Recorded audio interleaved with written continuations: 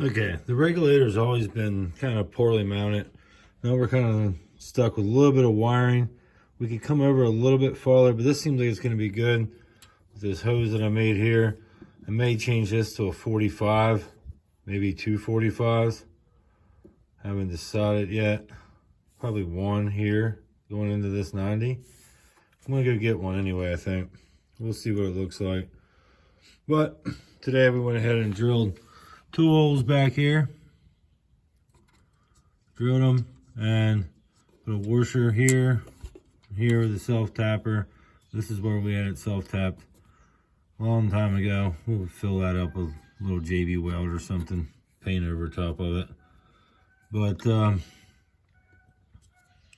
yeah, that should secure it now. It's a lot better than what it was. A lot better. We got neighbors' donkeys going off in the background. Those things are annoying. They say they're good watch animals. I don't know.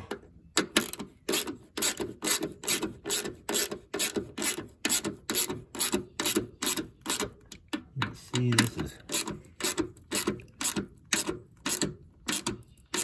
this is way better than what we had before. Hopefully this is a little smarter setup. Before it never even got tight, it literally just kind of sat in there. This is literally tight. So, a lot better setup there. Oh yeah, that's not going nowhere now, guys. Before, it was pretty flimsy. I will admit that.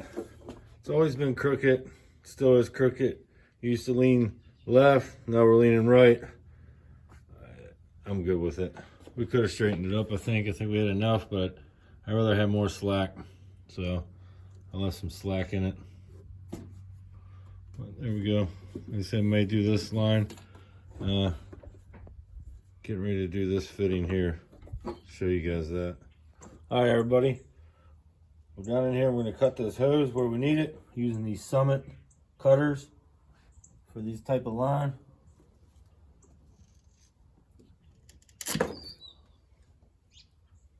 Does a really good cut. You see it's really good. Hopefully we got it fairly straight there, it looks like. Now, not sure if you guys are even gonna be able to see this, but we gotta set up our tool here. All right, we got our line cut there. Use this fittings. That's what I've been using. Hopefully they're all right. Everything's basically made in China anymore, so it's almost a hit and miss what you get. Fitting, unscrewed here. We need this part to go into an AN tool because that's where your hose goes into. So, showed a video on this already, but never hurts to show twice. You want to keep your plastic in the inside, use your shims, put it right in the back. And connect your 2 pieces. The best thing to do is take a hose clamp to these, actually. They say to use the vise, but vise is not going to help you when you're running lines inside the car. In some cases you might be able to fit your fittings. We can't.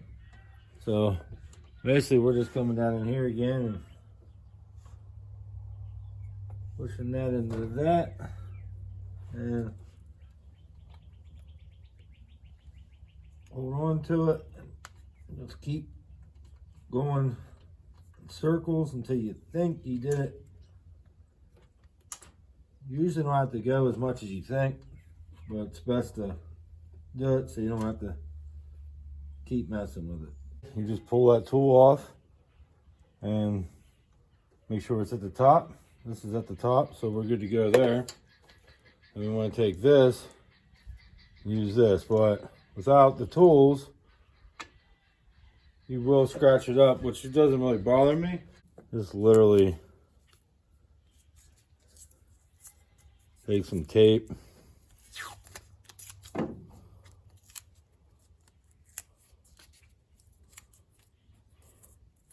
I mean,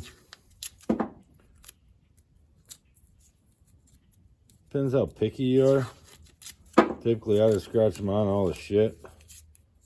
But this will work. As you can see, that'll work. So we'll do the other one. Make sure you start it with your straight. Go with your fingers the whole way until you can't. And that's the best way to do it.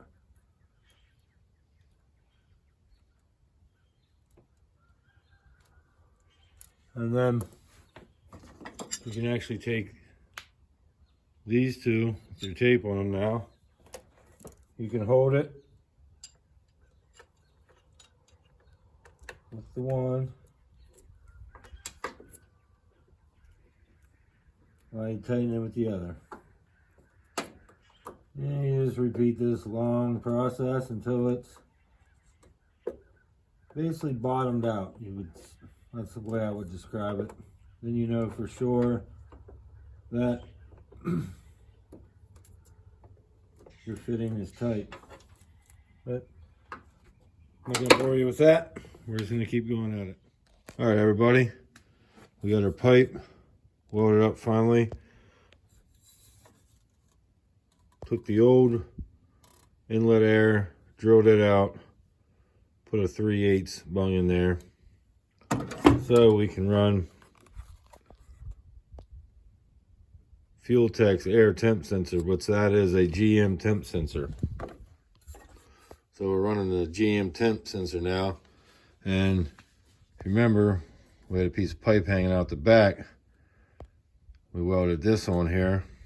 We replaced that because we're no longer using dado air control. So that's gone. Won't be using that. We'll just be, actually, we haven't been using it for a long time, honestly. We've just been using the throttle screw, and that's how we've been running the idle on it. So, but we got that back. Now we're going to install our pipe back in and our GM sensor. All right, these are different than the GK. The GK would sit flush up here with the lock washer. This has thread sealant on it. So we're just gonna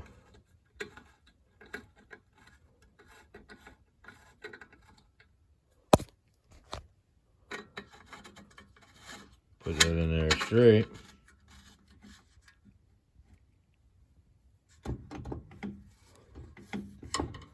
Tighten that down and put the rest of it in there. Oh yeah, blow valve back to vacuum. Piping in here, it's actually better.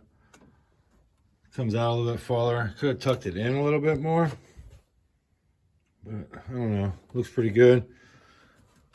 Air temp sensor in there, nice and tight. Now we just gotta find the wire we need for this. It's around here. I just seen it. There we go. There's the air temp sensor.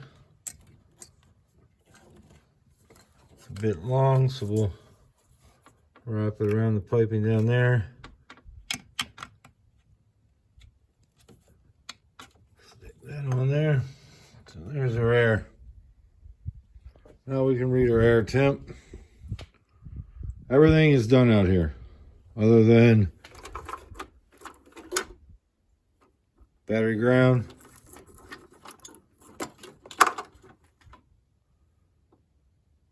power ground,